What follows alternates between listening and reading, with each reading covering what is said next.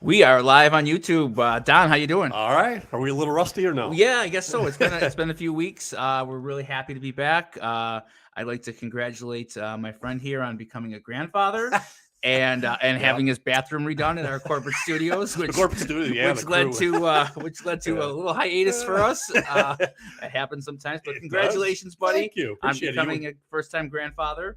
Yeah. And baby's doing well. Amazing. Anna's doing well. Yeah, she's doing great. It's a little issue with the dog at first, but that's been taken care of. That's funny. Yeah. So, we're going to get into today. We were going to talk with Sam Adams. Sam had to postpone with us probably until next week. Yeah. But we do have an interview that we had recorded a little bit earlier with Jeff Burris from Notre Dame, former first-round pick, one of my favorite players of all time. You waste no time getting into the Notre Dame. You get right into it. Right. He was receptive to it. Right, absolutely. We had a good time. So we're going to hey, I know you're going to do something, but I got to bring this up. So today, tell me the story behind this. Yeah, this is awesome. So my boys Jackson and my wife decided that that would be perfect for our background. I figured I'd wait until season 2 began. We're going to change some of the jerseys in the back as well, to reflect more of maybe less of a 1990 feel, which is kind of where we're going with the podcast. I mean, we were really locked into 1990 at the beginning, and it made sense, with the parallels. So everything really behind us has been knocked to 1990, but we're going to bust out some other non-1990 Bill stuff because there was still plenty of good things, and we're including guests that are coming up from a bunch of different eras. Absolutely. So before we do all that, Don, I got sent an article yesterday from my friend Pat, who was on the podcast. Yeah. And I thought this would actually be a really interesting conversation for you. I think we have kind of touched on this in the past a little bit from your perspective, and you're kind of going in blind here. And it won't be too it could be kind of controversial. So this was the NFLPA released a survey that they did of 1,300 players. Okay. And they asked them to grade each team in their basically the working conditions of each team. Okay, compliance, CBA. Well, no. So the categories were treatment of families, nutrition, weight room, strength staff, training room, training staff, locker room, and travel. Now, and that is one that I do want to get into. Oh no! Yes, travel. What were the years like? 1,300 players. So this year they did it this year. They did it this year. They just released it in the off. The off season. Interesting. They did it this year. So maybe if I was to tell you what do you guess the Bills' overall grade was in all of those? Now it ranged from A to F. There were teams that got A's and there were teams that got F's. Really? Yes. So it was not a puff piece. I mean, there are some teams that got dinged. Let's start with the Bills. Where do you think the Bills ranked in terms of their grade and then league wide out of 32? Grade and league wide. Okay, so this is from the 2022 season. Correct. Or 2022 season. Yep. I have it on my phone here, and this is brand new to my friend here. Well, we're talking about travel. I would like not just travel. All of those categories that I had just mentioned, but then I want to zero in on travel because that was one of your areas of expertise. So just weight room, nutrition, facility, treatment of families, etc. I'm going to say they're going to be in the upper half. Grade. What do you think their grade was? A to F. A to F. I'm going to say they got a solid D. They got an A minus. A minus. Yep. Sorry to no. Listen, I know how hard they try, but I know players can be critical, and they don't like a lot of players. If they've only been with one team, they don't know what it's like. Sure. You know what I mean? Absolutely. So I thought a B, if you said an A and F, so a B, an A minus, that's fantastic. Congratulations. So out of 32, Kevin Megank, out of 32, where do you think they ranked? I'm going to say 7th. 9th. Wow. 9th. So close. Okay. So now I'm gonna kind of drill down here. They got an A+ on treatment of families. Wow. They got a C in nutrition. A+ for the weight room, which they don't serve wings except like I think it was more post-game, I think it was more the choice of food, etc. They got an A+ in the weight room, which is not surprising because most people say they have like the best weight room, like facility wise. It's real nice. Yeah. The strength staff, they got an A+. which is fantastic because the Baltimore Ravens got an F- for the strength staff. Wow. So it's not as if these were all, like kumbaya puff pieces. No. Training room, they got a B-. Okay. The training staff got an A+. So where do you think is the training room itself small? Is it limited? The training room is I think an average NFL training room in terms of size, but I think we touched on an episode before where I don't know if other NFL teams do this, but there's a mini weight room in the training room off to the side where the trainers rehab injured players before they release them to the main weight room where Eric Ciano, Hal Luther, and those guys. If Eric Ciano if they get a guy in the weight room, they presume they are 100% ready with no limitations. So knowing that, the trainers will hold back a player if they shoulder injury or whatever until they feel they're ready to release them into the wild. Okay. And then I've heard that's a pretty unique thing in the NFL. So that might play into it. Okay. Yeah. They got an A- for the locker room. The locker room revamped. Beautiful locker room. It wasn't like the 1990s locker room. No. And then now travel. This is where I kind of wanted to get your. All right. Before it's funny with the locker room. It was the year that they finished it. It was under construction and scheduled to be finished in like August, and they had to put a rush job on it. The players saw that it was being done like in the spring, May, June, July, and then supposed to be done in August. So the players were all at St. John Fisher training camp. And I remember when they came back from training camp and the players saw the locker room for the first time, they were jumping around like little kids on Christmas morning. Okay. Like, oh my gosh. But there was pool tables and all this stuff that got taken away by Sean McDermott, actually. So, but the locker room is still great in every other way. Sure. Okay. So travel. Do you have an idea of what their grade was for travel? And now this, at first I was thinking that this might be storm related. Yeah. The grade, but it's not. It's not due to, all the craziness with the storms this year. That should factor in. It should, but it didn't. The extraordinary efforts there. It didn't. Okay. They got a D+ for travel. And my buddy Pat said, clearly they miss you. Finally, I'm getting up at y'all about the playoff drought and whatever cause and correlation there might have been. Yes. I'm actually getting clearly now your worth and so they got a D+ and kind of two of the things I wanted to ask you about is one, they're one of only 6 teams in the league that still make the younger players have a roommate. Yeah. Okay. Why? I mean, come on. What is the savings there?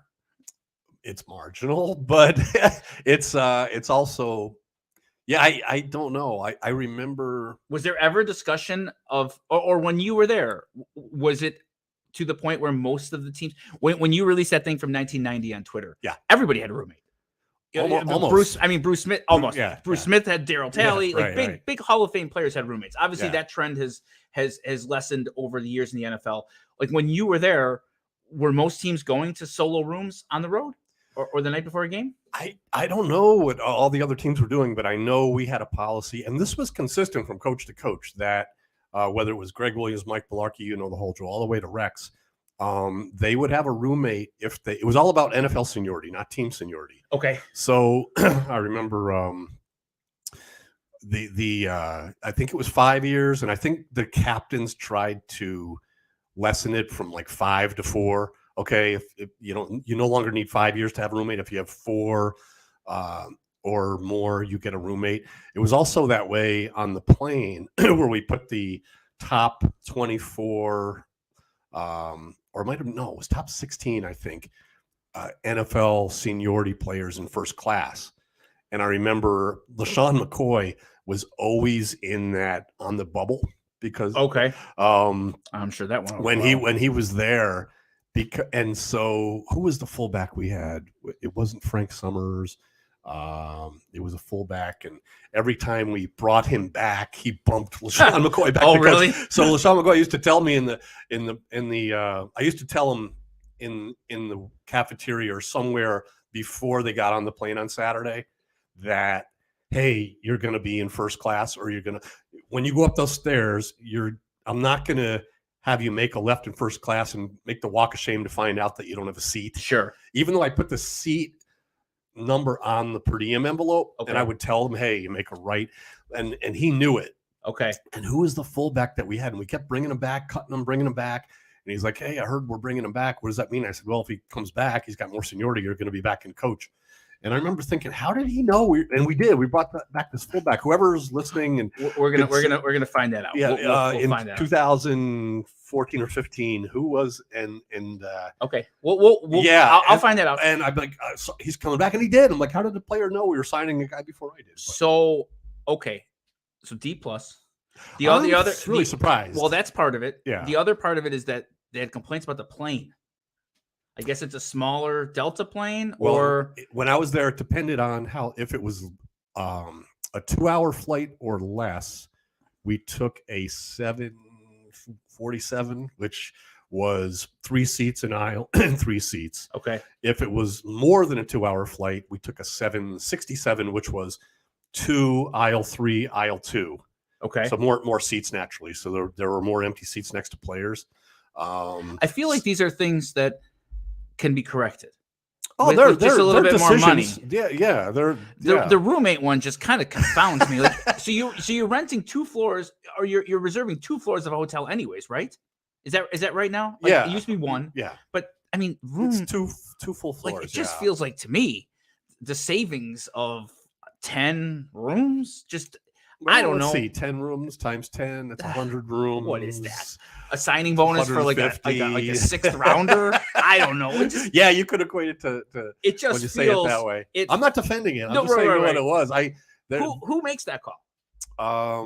It's usually the head coach. Jim Overdorf was involved with the budgets. They wanted the younger players to kind of have to wait their turn, so to speak. Sure. That was one of the ways. It wasn't punishment. No.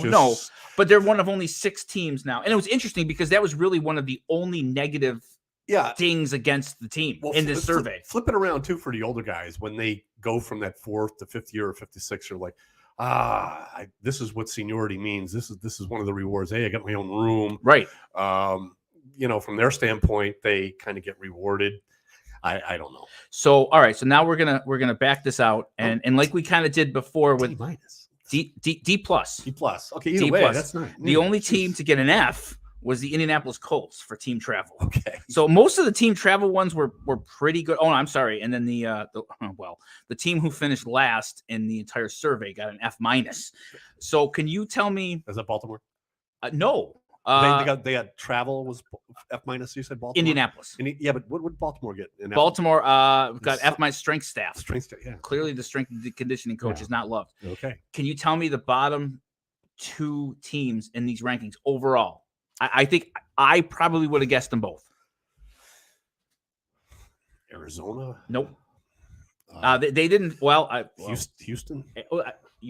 I'm sorry. Arizona's 31st. Yep, out of 32nd. Okay. So give me the bottom 3. Arizona's 31st. The bottom one should be pretty obvious. Atlanta. This team, this owner has a very poor reputation. Washington. Yeah, they're by far the worst. Really? And they got an F in handling of families. Ooh. Like, that's kind of ugly. That's not a good look. Yeah. And then 29th was Cincinnati, which we talked about when, and it's funny that their on-field success now is still detached from, their reputation. Because when I asked you, back in season 1 about front office, like, where would you not have wanted to work? It was Cincinnati, it was New Orleans, and the players are still clearly not in love with. There goes your memory again, man. You really Bengals. Locked that in. Yeah. I'm impressed. Sorry, that's all it is. Can you give me the top 3? I found this interesting. I would say none of these 3 would be who I expected. Okay. Seattle. Nope. We've got an NFC and 2 AFC, one a big Bills rival, and it's not the Patriots, obviously. Okay. When you go, just real quick, I'll answer your question. But when you talk about teams and being cost conscious, I think I've mentioned this before, but we went to, and the travel reps went to a city and had a meeting every year, and we talk about what hotels we liked because of meeting rooms, all that stuff. And I remember the Dallas Cowboys, told us that there was one hotel that they wouldn't go back to because of the price of bottled water. I kid you not. All right. So ironically enough, the Dallas Cowboys are 5th on this list. Okay. But they got a C- in travel. Okay. Which is really funny. All right. And it said no roommate. They have no roommates, but they're one of 7 teams that does not offer first-class seats to their players on the plane. Yeah. You're right. It's the Dallas Cowboys. You've spent $1 zillion on your practice facility, on all of this stuff. And then the price, it's funny what people are willing to like what hill they're willing to die on the budget. Exactly. We had a cocktail party that night, and everyone got to, kind of hang out for a couple hours, hors d'oeuvres, drinking, and that was like the buzz. Like, can you believe the Cowboys said they wouldn't go back because of bottled water? It really resonated. It's ludicrous. It's ludicrous, right? It's just it's silly. All right. So any guesses? Two AFC, 1 NFC, one's a big Bills rival. Okay. On the top, would it be the Chiefs? Nope. The Vikings are number 1. Are they? Yeah. The Dolphins are number 2. I was going to say the Dolphins. Okay, and then the Raiders are number 3. That really surprises me. Now, I'm sure that has changed since moving to Vegas. Yeah. They very clearly would not have been number 1 when they were number 3 in Oakland with the facilities and. Oh yeah, the facilities were rough. Now, how many teams? And I don't know if people think about this or realize this. Do you know how many teams still practice and have their main facility at the stadium? The Bills are pretty unique in that regard now, right? Most teams' practice facilities are not. Yeah, sometimes they're like 20 miles away. Like the Jets, the Giants, the Rams, all the LA teams, the New York teams, they certainly don't practice every day at the stadium. It's got to be kind of unique for the Bills to still have their home base like right at the stadium. Yeah. I would say it's probably less than half that have it right there at the stadium. Going back to the Raiders when they were in Oakland, it's a moot point now. But I remember when my girls used to ask me when I was on the road in the morning, hey, where are you right now? Oh, I'm on the bus. I'm just leaving the hotel. And sometimes they say, hey, if you could take a picture, do it. And you don't want to just be walking around taking a picture. It's a business trip. But if it was a discrete situation, I might. So I have some from here and there of stadiums. Hey, girl, this is what it looks like here. And I remember at the Raiders, I had heard, it was my first time at the Raiders, and I heard about the stadium. So I was alone walking from the locker room to the field, and I videoed it. Man, I felt like I was in a House of Horrors or something. Not exactly the glamorous NFL life. No, right? I have that video. Maybe I'll show it. Remind me. Sure. I'll bust it out now you just learned how to put videos, which we're going to see later. That would be really interesting. It was like, ooh, yeah. Does anything on the list surprise you from the Bills' point of view, like being 9th? Like that's pretty solid. No, that's what's top 20, almost 25 percentile, right? Yeah. I would expect that. And we were talking about free agency with Craig Thompson, and the fact that the Bills know that they might have to put out a little extra effort, or Jordan Poyer talk about taxes and talk about the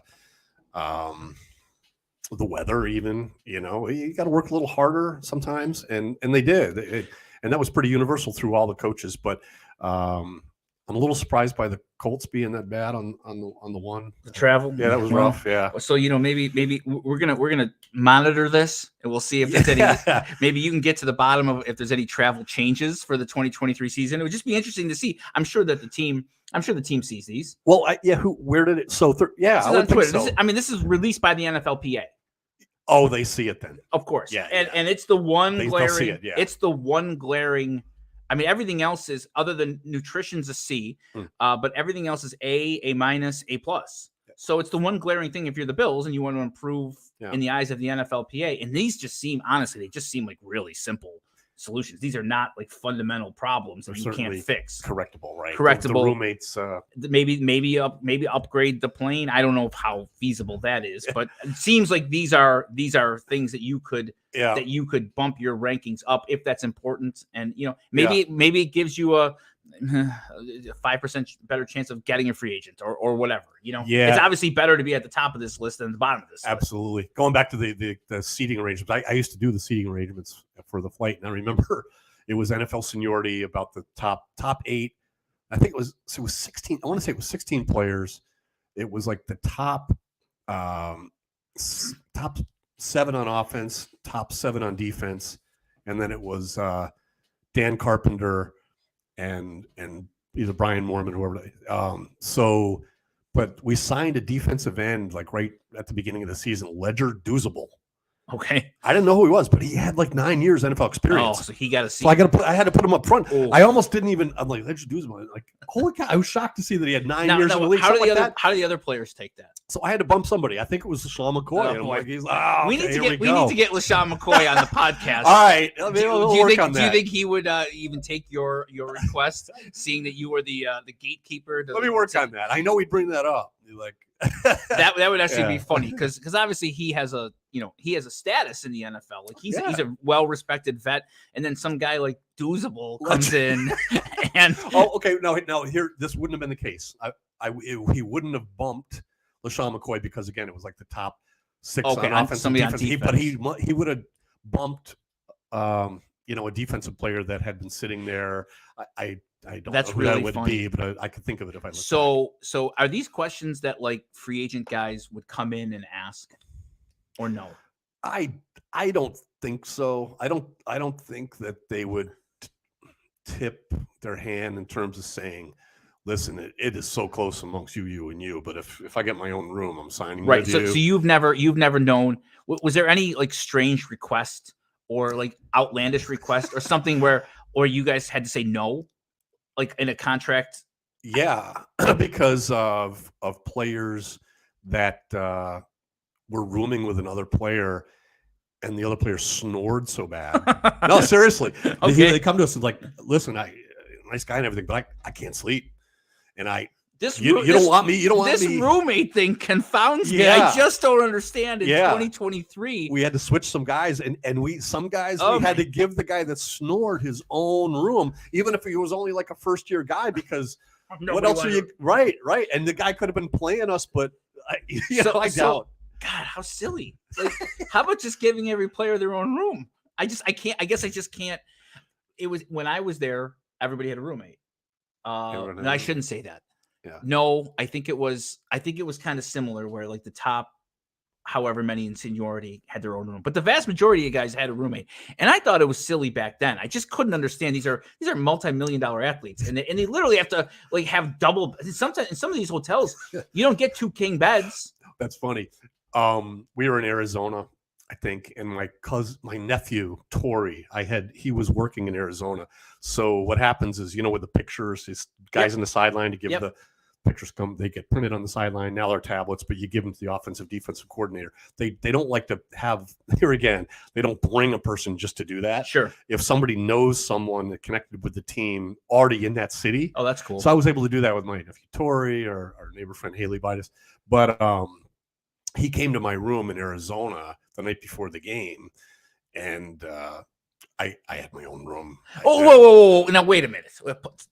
You had your own room? Oh, yeah. Always. Okay, so how does this work? Wait a minute. I was an executive. Wait. All right, wait a minute. Wait, time out. Pause.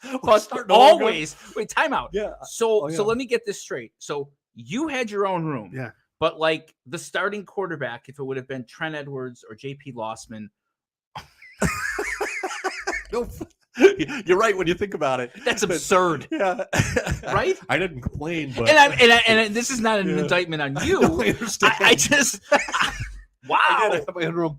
So just to finish the story, my nephew Tori came, hey, go to the room. I'm going to change. We're going to go out and hit a sports bar before or whatever. And we went in, and I just had 1 king bed. And I said to him, "Oh, good, my roommate's not here." And he looked, and it was only 1 bed. Yeah, right. And he was like, I said, I'm kidding. They wouldn't have. Yeah. If there are 2 beds. Sure. Yeah, nice. Yeah. I'm flummoxed. Like I'm truly, I don't understand. Well, that was such a throwaway statement. I almost didn't even. So even today, blew things up more for you. So if you were there today, mm-hmm. you would have your own room on the road. Yeah. But the rookies wouldn't. Right. Rookies, not just rookies, players with 4 or less years of seniority would be rooming with. That's someone. Crazy. So theoretically, one coach. It wasn't just one coach that did this. They all did it. Well, only 6 teams in the NFL do it. So it's okay. Maybe I have a feeling it might be higher than the coach where this one goes. I just don't. So Josh Allen, like 3 years ago, Josh Allen would have. So for the Kansas City 13 seconds game, you would have had a nice comfy room with your own bed and your own room. And Josh Allen would not have. He would have had a roommate who theoretically could have been sick. Was he was 4 years? He was 4 years that year. Could have been sick. To the rules, yes. That would have been the case. So right. he could have been, roommate could have been sick, could have been throwing up, could have not just slept that night. And oh, that's just crazy. Now, D+, I think D+ is generous. I don't know that they're still doing that. I assume they are. Well, they clearly are, because it must be, right. It just, and again, I'm not beating up on you. I mean, it was not your decision, and it wasn't. I mean, of course, you take the room by yourself. You're not going to volunteer. So did every staff member get a room? Okay, let's say like the trainers, the assistant trainers, they doubled up, right? No. Well, did anybody double up other than the players? Yes. Okay. Equipment guys? No, not like Woody. Woody would have had his own room. We talked to Woody. I just don't understand this. Lower level guys like that were brought extra, some medical staff. Sure, the important guys, the medical staff. Some of the like the you wouldn't want one of the doctors to have a full night's sleep. No, they had their own rooms too. Okay. There were probably on staff maybe 6 or 7 rooms that were doubles. I guess. Yeah. So you give the players the room on the plane, but not in the hotel. Well, yeah, on the plane, you always try to give them an empty seat next to it. I'm glad we had this topic because this is something that I want to come back to, like training camp or during the season. I'm going to ask some of the old players, like as we go forward. I like it. Because I got to tell you, if I was a free agent, this would not be the tiebreaker, right? But it's not a deal breaker. And it's interesting that it's 4 years in, right? Because most free agents, second contract is after 4 years, right? So it's almost like the Bills know, hey, this is not a selling point. We'll make it at the 4 year mark is probably not a coincidence, right? Right. There's a parallel toward, that's when the second contract after that would happen. That's a little that all right. We're gonna explore this topic more throughout the off season. What's funny though, when we had Daryl Talley on and we mentioned Bruce, the first thing he said was, "Oh, that was my roommate." Yeah, and he had sleep apnea, and remember the first thing he said, clearly, like that resonated with him. That was a big deal. Clearly, things were different back then. Yeah, but I mean, you can make the argument that there's a competitive disadvantage to having Daryl Talley room with Bruce Smith if Bruce Smith has sleep apnea. If it costs Daryl Talley an hour of sleep, I mean, these are professional. This is crazy to me. The more I think about it, it's just if you're going to cut costs somewhere, this just seems like the least logical place to cut costs. I was given these directives. Of course you were. Of course you. Yeah. I didn't think about it much. Just comply and. But it is funny to think that, I would have had my own room in the case you laid out. And Josh Allen, before like the divisional playoff game in Kansas City, would have a roommate. Yep. I mean, some could make a joke there about the playoff drought and all that, but we won't go there. I already gave you your props earlier for, I don't think it would have been it wouldn't have been a D+ then. So before we get to our interview here, we just want to talk about, season 2, some of the guys who you've reached out to. And I think we're hoping to make this, the off season, we're going to share stories about free agency, about the draft, the guys' stories, Don's unique perspective, being in, a number of free agent pursuits and contract negotiations. We've talked, some about that. I know that there's a lot more that we can explore. And then we're going to also have, a real library of guys from all different eras of Bills football come in. And, we're gonna kind of open it up to any of the guys from any of the eras. Right. And a lot of the era, a lot of the guys where Don was there, with these guys. Yeah, some good players. I mean, you're right. We started this whole thing based on 1990, just 1990. This is how this year's team, the 2022 team, was looking. The parallels were so strong. So we tried to talk to mostly just 1990 guys, but we're opening that up. There's some, with all the playoff drought, there's some very good players on those teams, just apparently not enough of them. But Robert Royal I talked to, he's a real charismatic guy, has some interesting questions for him. Paul Posluszny has said he's going to come on with us next week. Ryan Lindell, Sam Adams, like you said, he was going to come on today, but he's going to come on next week. One of the interesting too, a non-player, Mark Honan, who we brought on. We're going to release that, but he told he would oversee all of the game day broadcasting. He would oversee the radio, the scoreboard, all the entertainment, the national anthem. He had to make sure to comply with the networks. He gave us some information, but to me, one of the most fascinating things he mentioned was that the scoreboard control booth was right next to the coach's booth. And when there was a call, I don't want to give it away too much, but wait till you hear how that scenario often played out when there was a call. You can imagine the pressure from the coaches to put it up on the Jumbotron. And then he also had to balance like NFL rules and the league rules with the Jumbotron. He's an interesting guy with an interesting background. He just opened up a restaurant here in Western New York. So, we're going to release that one next week as well. Yep. I'm curious to talk to guys basically on teams that kind of sucked. For the most part, we've been talking to guys who had an unbelievable experience, in Buffalo, Super Bowls, Pro Bowls, Hall of Famers. I want to talk to guys from like the 2000 and what was the worst? Well, you were there for one of those years. Well, we were 8-8. I mean, you can really. The next year we were there. The Bills were 3-13. Yeah, but still, it was like Eric Moulds on that team. And Phil Hansen. But there was guys. So all right. So before we go to the interview, what, in your opinion, what was the worst? What was the most depressing or the worst drought season? What was the one where you said, man, this is never going to end? I would say, and I'm going to try to get some guys on from this team, but in the 2011 season, we started off 3-0. Okay. I forget who we beat opening day. Somebody could probably Trent remember. Edwards, right? Or was that no, Fitz? it's Fitzpatrick. And we ended up signing him to an extension. But week 2, it was home.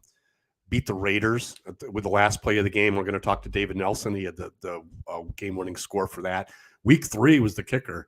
The Patriots came in 2-0. We were 2-0, and they went up on a 21-3. We came back and won the game. We're 3-0. We had just beaten the Patriots. Sure. Yeah. And I think we ended up being 4-1, and even like 5-2. I don't know what the high water mark of all that is, but man, it really seemed like that was going to be the year, and it wasn't. It was injuries. Eric Wood went down. Fred Jackson, who might have been the league MVP that year. There was talk. He was by far leading the league in all-purpose yardage. Okay.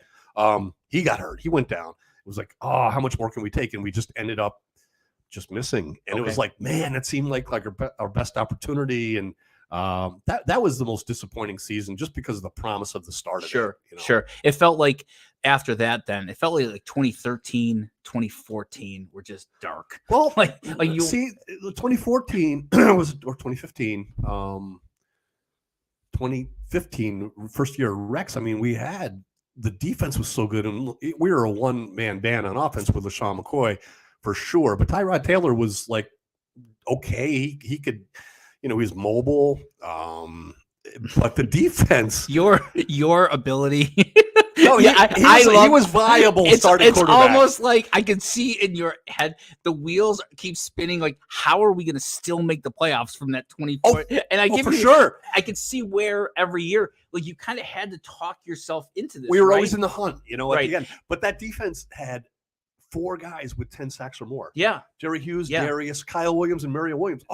You don't see that. You always had the Bills always had some good individual players and units, right? But it was always one unit. Yeah, it was one unit. That's the thing. And then it was never both of them matched up. And then of course you had the looming like dragon of the Patriots, who just took the division title every year. That was the problem. You could never sneak in at 9-7 and win the division. They were truly a dynasty. Yeah. So I'm really curious to talk to some guys who just maybe they had a different experience in Buffalo. Maybe there were things they didn't enjoy. When you're talking to the 1990s guys, for the vast majority of them, it was the highlight of their career. I'm thinking Sam Adams, it was Camelot, really. Right? Sam Adams, Buffalo was not the highlight of his career. He won the Super Bowl with the Ravens. Right. I still got to watch that Bullies of Baltimore. You watched? Yeah. Yep. And we also, I was excited to talk to him because the greatest YouTube clip of all time, I don't know if you've ever seen, where in Hard Knocks in 2001, they did the impersonation of Shannon Sharp and Ray Lewis on YouTube. I'll show it to you after we're Okay. done here. It All is fantastic. Oh, We're gonna play the interview with Jeff Burris that we had recorded from about a week ago or 2 weeks ago. yeah. And we're gonna leave it here and let that go. I would say pay attention to the story about, because this is the combine week in the NFL. I like what he said about his own combine experience was pretty interesting and applicable. Absolutely. Here, yeah. So we're gonna let this run. We've never done this before, so we're gonna see if this rolls, and then we're gonna be back, real strong starting next week with a bunch of interviews and stories and memories. And I think everybody's going to enjoy the fact that we're gonna really be ready to roll here. Absolutely. All right. All right. We are joined by former Bills cornerback Jeff Burris, who played 10 years in the NFL, a first-round pick from Notre Dame. Josh, I know you're chomping at the bit. Yeah, we're gonna cut the intro short here, Jeff, because I know we just met, but my father went to a small school in New Hampshire called St. Anselm's, and it was the sister school of Notre Dame. Okay. They did not have a football team, so my dad became obsessed with Notre Dame football. Good Catholic university. I was one of the first people in Western New York to own a jersey of yours when you got drafted by the Bills, which you also didn't know. We need to talk about the greatest injustice in college football history, the 1993 Notre Dame football team, and how you are not wearing a championship ring. I was senior in high school, and I watched the game of the century against Charlie Ward. And then the week after, when you guys lost to Tom Coughlin and BC on that field goal, then you win the bowl game, and somehow Florida State stays ahead of you, even though you're both 12-1. Can you kind of talk to me, at least to me? I don't care. Deep here. I don't care if anybody else is listening or cares. This is my show too. We need to talk about the 1993 Notre Dame Fighting Irish, please. Well, Josh, it's funny that you mentioned that, because there was literally a article on like ESPN.com that was kind of referencing those teams that should have been national champions, and we got a group text of the 1990 class of all the guys that came in our class. And yeah, I'm a little sour. I'm gonna be honest with you, because I know we deserve a ring, and at least a partial of the national championship. So yeah, I'm a little bitter. I still at 50, going on 51. I think we were robbed, and so I still see some of the Florida State guys and give them a hard time. But they're like, oh, we beat a good. I forgot who they beat. Nebraska. I'm like, Nebraska was good, but Texas A&M was pretty good at the time frame too. So you beat them, and you beat them on the field 2 weeks earlier. Yeah, we beat Texas A&M at home. The Cotton Bowl was being played in Texas, and we had just played them the year before. So it's not like we were going in there playing a team that didn't, had some feelings towards us coming back to play them a second time. So neither here nor there. I think we should write a petition. Josh, I'm all with it. So you and I can get it going if you want. Go. And there you go. You know what? And I actually thought of a tie-in for the Bills. This season ending on the Cincinnati game, last year ending on 13 seconds. Maybe you could tell us what it's like to lose a game like that. That BC walk-off field goal was a heartbreaker. You were in a unique position in the NFL and in college to play a bunch of big games. What's it like? Like, how do these guys bounce back, so quickly after losing, a playoff game, a national championship game, whatever? I might throw in here too, Jeff, because maybe the game in the NFL that seems like a perfect one you're teeing up here is the 1996 playoff game against the Jacksonville Jaguars. You had a pick six, and when you had the pick six in the fourth quarter, I and everyone thought it's over, we're moving on, but they hung around. And I stood up on the bleachers. I was in the the 100 level, and I had my Jeff Burris 22 jersey on, and I was pointing to myself as if I made that interception. So thank you. So anyways, how does that feel? Like, how long does it take you to bounce back from that? Well, it takes a while. Yeah, you kind of go through play by play of the game. Here, the problem with those type of games, no matter how good the games are and how many plays are being made, the only plays you will remember from those games ever are the negative plays in the games that affect those games. And whether you win or lose, in our case, we didn't win those games. those are the things that you put in memory and that stick to you, because that's just human nature. We grasp on the negativity and not the positives from those games. So it takes a while for it just to bounce back and recover from those moments and just get back. But it's a team effort. It's all about camaraderie. It's all about the structure of the team, the leadership of the team, how well the team is put together from that standpoint. And can you? We were fortunate enough from the Notre Dame days that we were able to bounce back and win a bowl game. Obviously, in against Jacksonville in the playoff game, the next year wasn't as prosperous as we'd like, but still, it takes time, and it's all about the leadership, and you don't recover from those, especially when it's the last game that ends that year for you. Those memories tend to last a little longer, and they sting a little longer as well. I'm yeah, sure. the Jacksonville game too. One of the reasons you were probably uncertain about the next year, you still had a lot of the great players around, yourself included, but that was Jim Kelly's last game. Yeah, correct. Yeah. And that was, and playing with the legends like that. I mean, people ask me all the time, how was it in Buffalo? And the first thing I would always say is the leadership was unbelievable. I mean, the leadership, and no matter what, you go to 4 Super Bowls, but those guys, that time frame, the legendary guys that were in that, and I was fortunate enough to be on that team because they had already established themselves as greatness during that time frame. But just you understand the culture.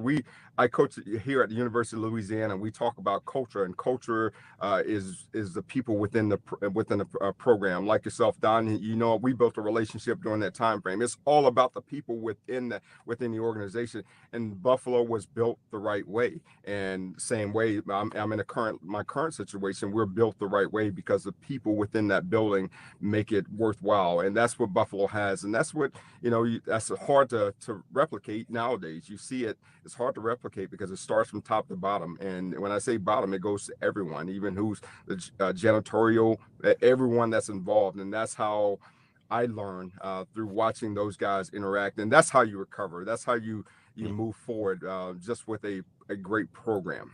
So let's go back to the beginning with you, Jeff.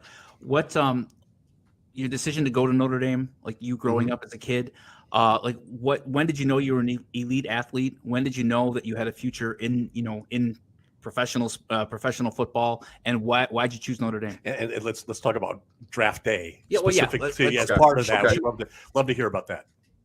Well, the funny thing is, I'm not. To be honest with you, I'm not the best athlete in my family. My middle brother, who he's my idol, and he's the guy that I watch all the time. And even when I actually, I'm kind of jumping forward, when I actually moved from running back to DB, he was actually playing at the University of Arkansas at the time frame, and he was playing corner. So that when you talk about the athletics, I watched. I was fortunate enough to have a model that I could watch. But the interesting part about this whole process of going to Notre Dame, I talked to people, but not much about it. They were like, "Why Notre Dame?" Well, I'm from South Carolina, so you hear about Clemson, you hear about South Carolina, you hear about those. And at the time, Coach Ford they had come off a couple of national championships, and my high school head coach had coached a running back that just signed with Clemson by the name of Wesley McFadden.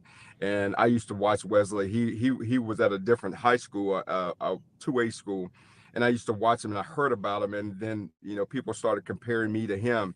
So the natural assumption was that I would go to Clemson. I did spend a lot of time at Clemson. I went to some academic camps and went to games. And I actually, my brother coming out of high school had committed to Clemson.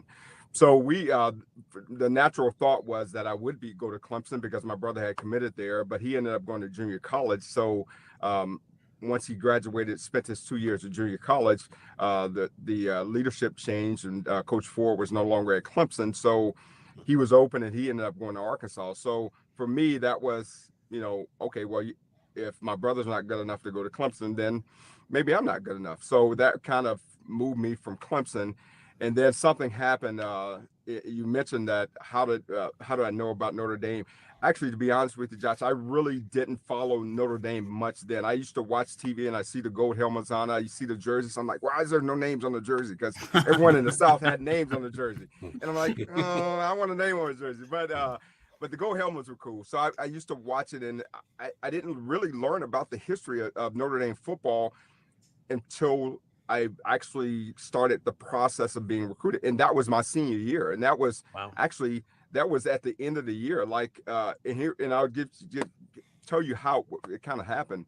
So I actually I had a prominent coach from the state, a head coach, come and home visit me, and started talking about what their program can do for me and all those things, and then he brought up Notre Dame.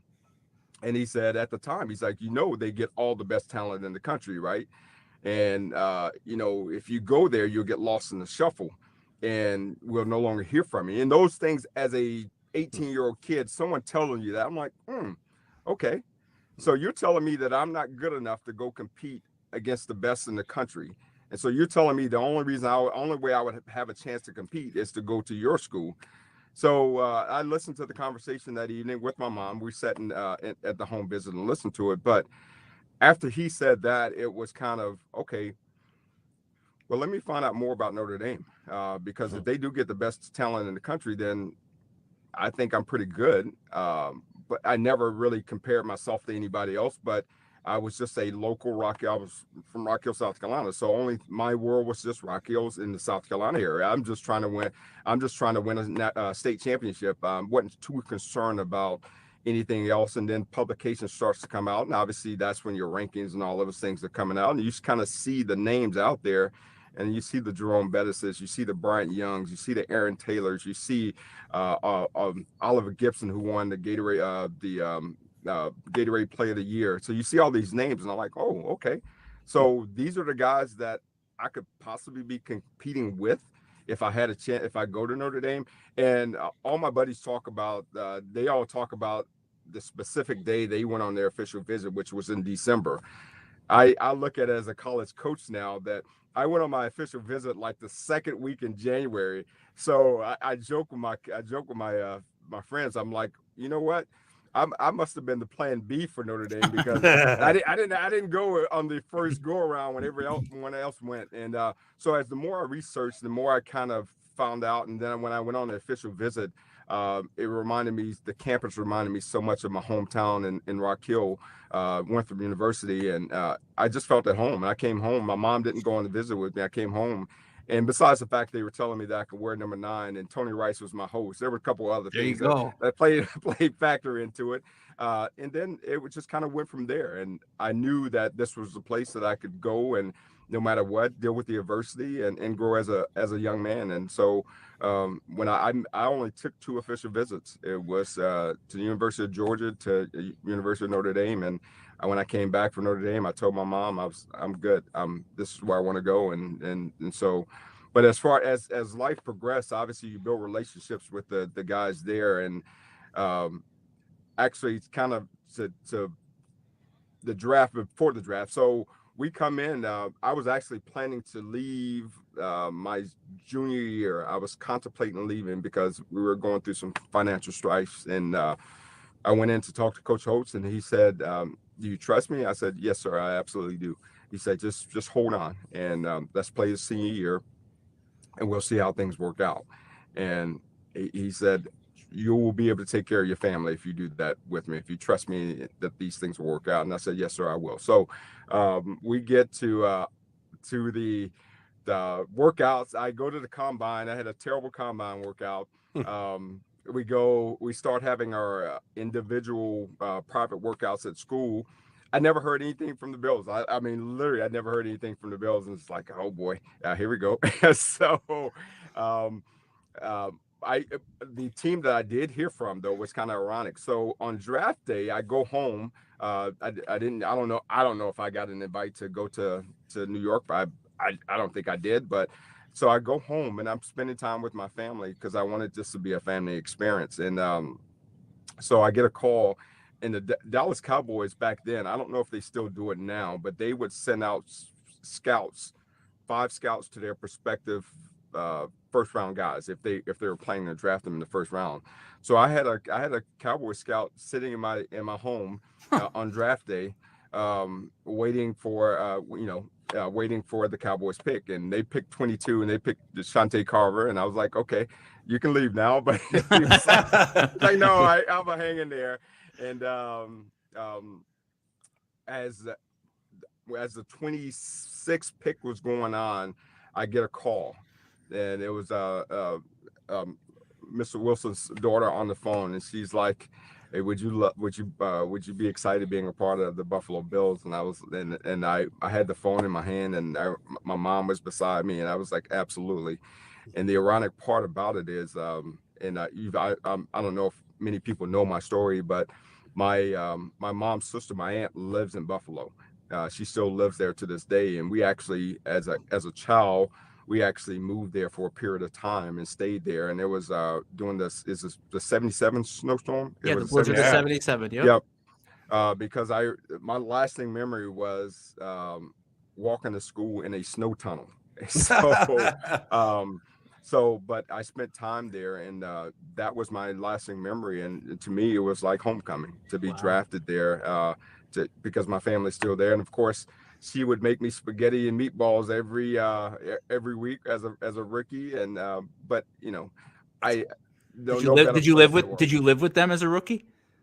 No, I stayed in Orchard Park. She lived in she kept her home in downtown Buffalo, so didn't live with her. And but yeah, she kept her home there. And but my cousins and things, they visit quite often, so we spent a lot of time together, to say the least. That's wild. So going back to the Cowboy scout being, did I get this right, in your home during the draft? Yes, sir. And then they pass on you, and he still hangs out in your house? Like, how awkward. It was, his thing was, he's like, I'm gonna stick it through. I want to see you get drafted. I think you're a heck of a player. And so he waited until the pick came through, and then and then he after that he took off and said congratulations. So I was fortunate enough to kind of go through similar situations and several other, like when I chose to go to Notre Dame, Penn State's coach came to my front door on the Friday morning, because I committed on a Thursday night. He came to my front door and was like, you guys will never beat us while you're there. And I'm like, yeah, right. And 92 says otherwise, right? The snow game says otherwise.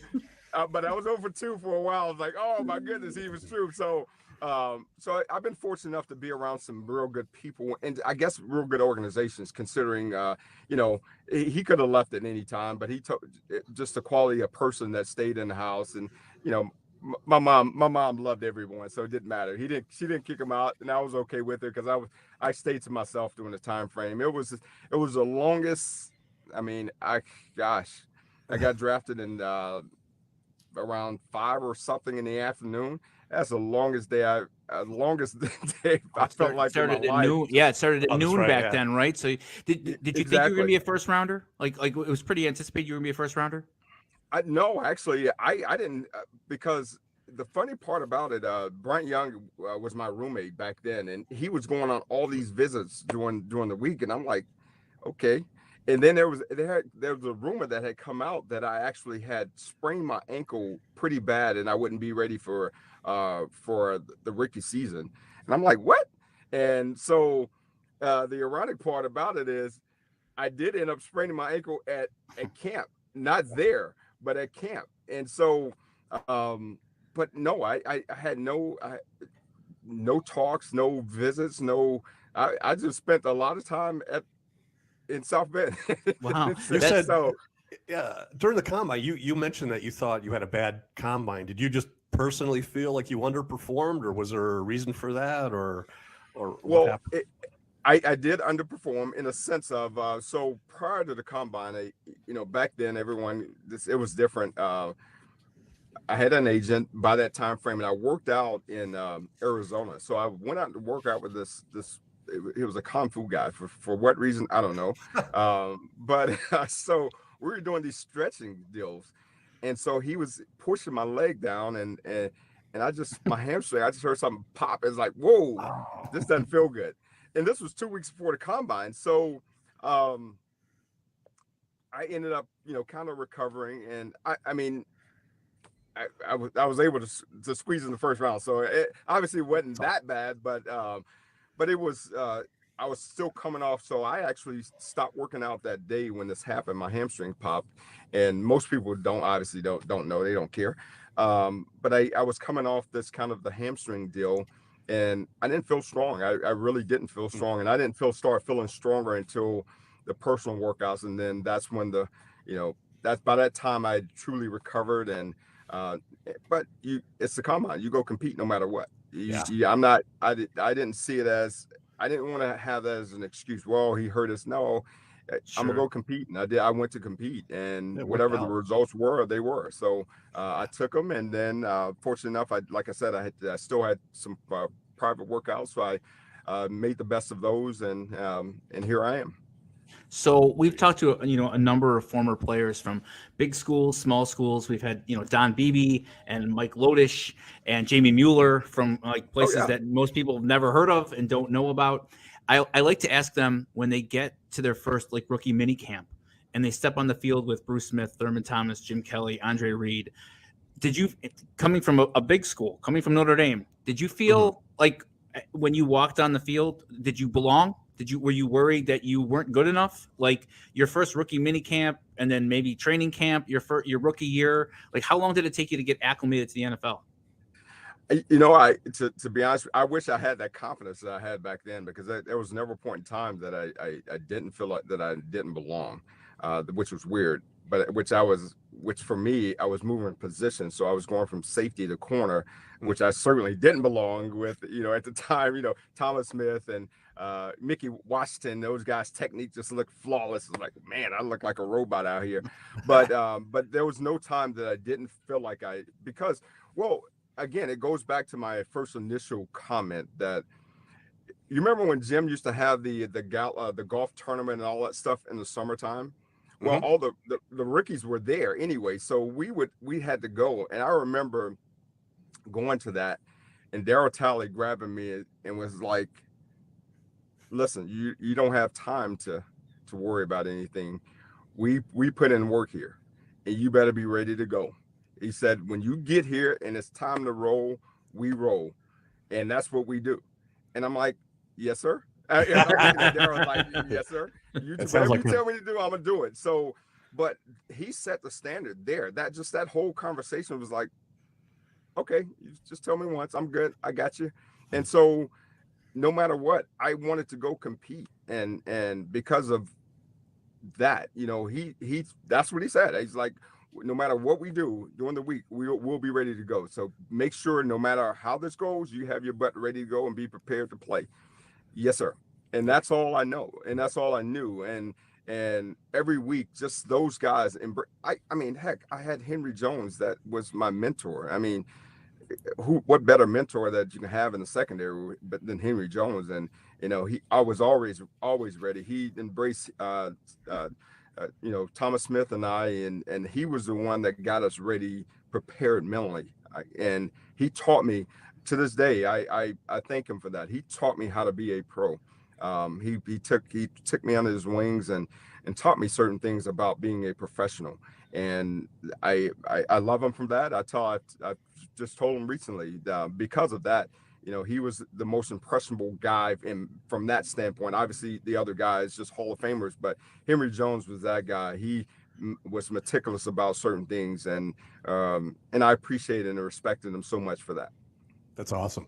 You played in the playoff game in Pittsburgh, right? With Bruce Smith. No, 95. I missed that one. That was my ACL year. Oh, okay. That was your ACL year. Okay. Yeah. I was just that's a game that's come up before, but I know Josh wants to get to our 2-minute warning here. We promised we wouldn't keep you here, but I got to ask you one thing about you. Absolutely. You played with Peyton Manning in Indy. What do you remember? Did you realize he was going to be that great? What were your first impressions of him? Peyton was the ultimate pro all the time. Like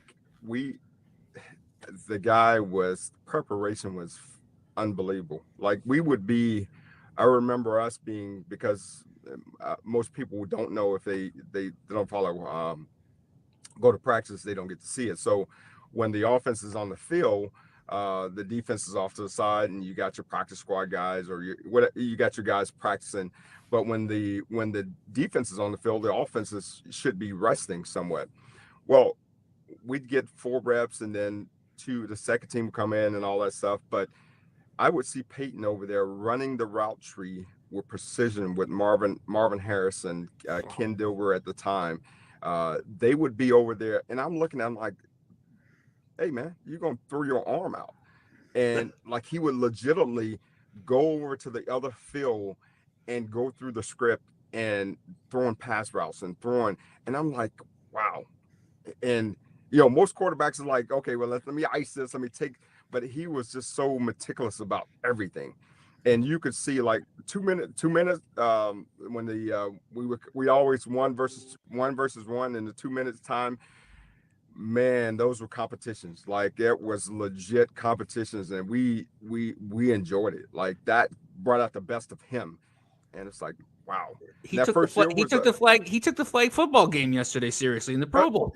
No, anything he's involved in, he takes it serious. So you look at the guy like that, and you're like, wow, this is incredible. But the first year was obviously rough, but you knew from the start that this guy's built different, and he had the Jim aura to him.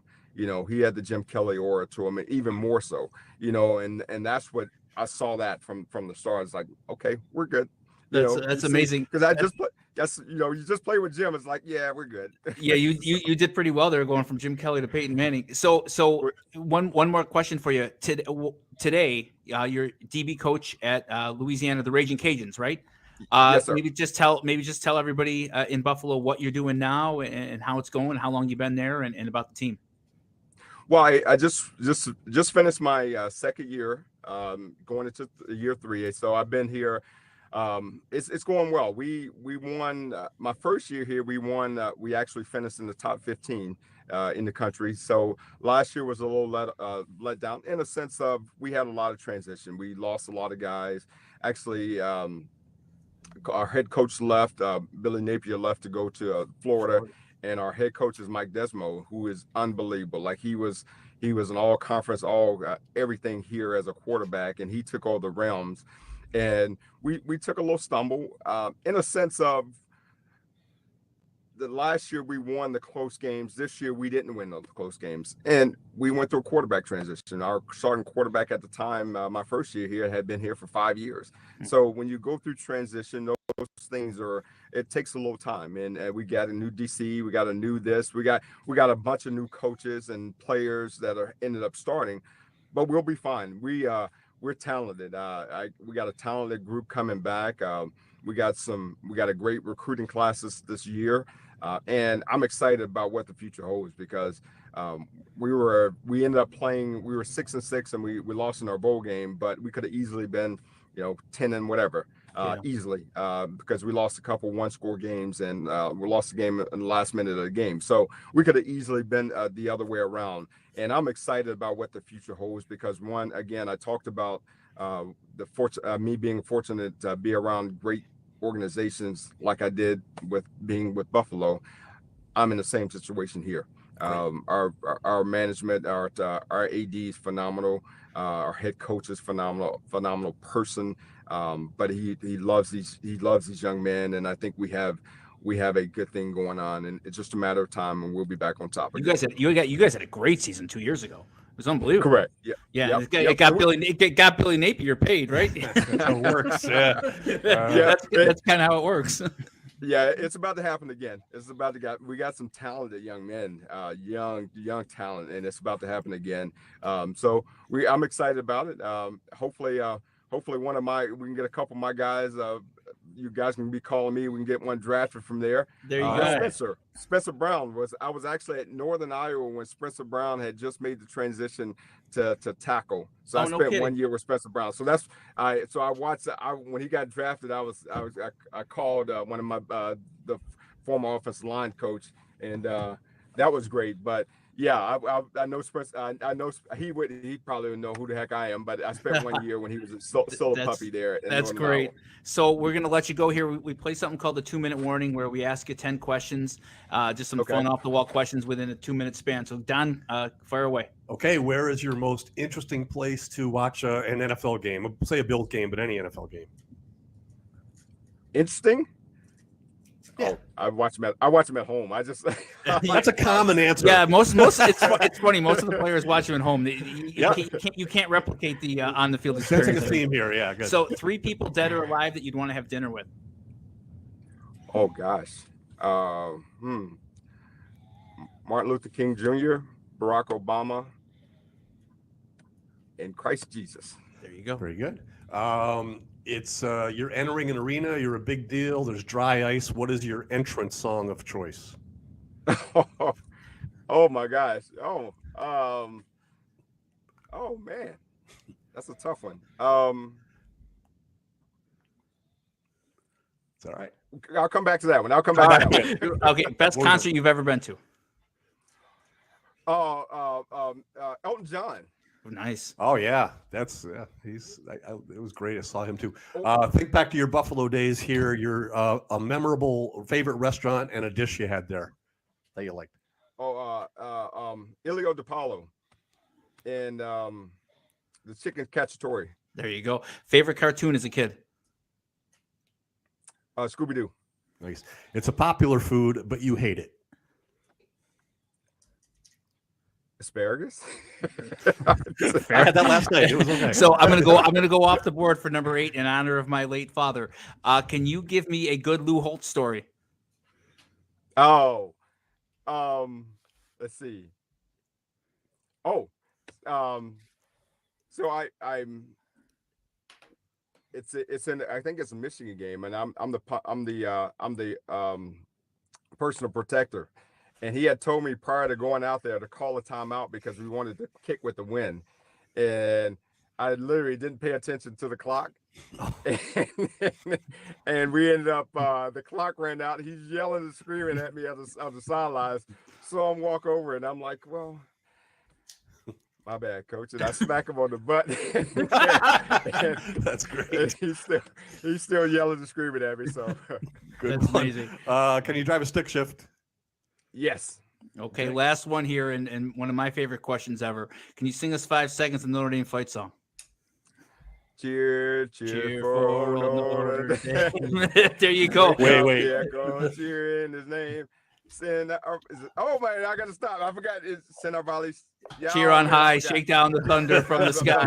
From the sky, yes. This is a little painful if you want to bring up what's actually written there. Yeah. We had we had Luke Russert on, and he was from BC, and the on our board it says sing 5 seconds of the BC fight song. We obviously we won't do with you.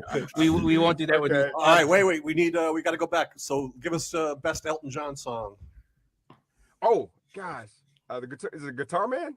Rocket Man. Rocket Man. There you go. Yeah. All right. We're full. Jeff, this has been awesome. We really appreciate your time and finally making this happen. We're supposed to be last week. It was my fault, but it's been great catching up with and we'll follow the Raging Cajun. No doubt. Yeah. We appreciate it. Thank you. Thanks I appreciate you guys. Fun. All right. Take care. All right. Bye-bye. We are still here with you guys. We just tested that out, and that went real well. So I think one thing that we're going to do is some of our older season 1 episodes that Aaron Quinn just put on chat that are fun and evergreen and still relevant today. We'll probably go through those and maybe watch some of them and pause it and comment along the way. I honestly, Josh, it's funny. Like we're sitting here live watching the interview that we already conducted. And some of these guys like Jeff and others, they're so good. They're so interesting. I mean, I suppose we get a little credit for our prep and the questions and whatever, but it's their show. I forget that it was us. Yeah. I feel like I'm watching something else. Yeah. He did it so interesting. He did a great job. And I'd like to think that these guys like to talk about, how it was for them growing up and how it was to get to the NFL and probably memories and stories they haven't shared in a long time. Yeah, and hopefully everybody here, really enjoys that. And we got a new 2-minute warning question I thought of based on the first segment here. Yeah. Do you remember someone you roomed with? Yeah. Well, clearly you don't, because you were such a big deal that you didn't have a roommate. Did they have like the velvet rope in front of your door, or did you have like a doorman? Or I need more explanation. That's going to be my mission for season 2. I need you to get somebody on here who I can get a satisfactory answer to how you would have had a room on your own and Josh Allen wouldn't have before the Kansas City divisional game. It's a hypothetical, but it is based on the guidelines we had. It's only going through the lobby. We had a guy go in front of us, and no eye contact, please, as we were like dwelling among the commoners. Yeah, I need to know more, and I think that might explain a bit of that D+ on the NFLPA survey. I feel like this is a rules. It's not a staff issue. Yeah, it is a organizational rules issue. Here's the thing too. We had guys right around when direct deposit came, and I was handling team pay. If they came from a team, pops in my head, Shane Matthews, a backup quarterback that we got, it was with the Bears. He's like, he couldn't believe we didn't have direct deposit yet. So we did it, but I never had a player come to me and say, "Oh my gosh, I can't believe I have a roommate." Really? Although, if you think about it, when you get a player from another team, chances are he had enough NFL seniority. That's what I said. Then he no longer does. But okay, yeah. That's that 4-year cutoff. Is not coincidental, I think. Yeah. So I think that'll be one of the running themes throughout season 2 here that we just kind of stumbled upon is how would Don Purdy have a room to himself and Josh Allen or a superstar rookie? I mean, that would mean Patrick Mahomes, if he was the quarterback of the Bills, would be rooming with someone as you had a king bed. If we're up for it, I know the guy at Kansas City, Henry Kuntu. By the way, congratulations on his Hall of Fame selection. Absolutely. His grandson is Andy Reid's #1 guy that would be handling that for the Chiefs right now. Maybe that'd be an interesting show if we get him on. Sure. And ask what he can't give away too much in terms. He of can say if they have roommate or not. I guess so. I don't think that's he's going to be kind of careful. If that is a competitive advantage, well, then maybe things should change around here. we can get to the bottom of some of these. They're so close, but here's the tipping point. All right. Well, so we really had fun with this episode. We're happy to be back. We'll be back early next week. We got a bunch of interviews lined up, and we'll see everybody then. Sounds good.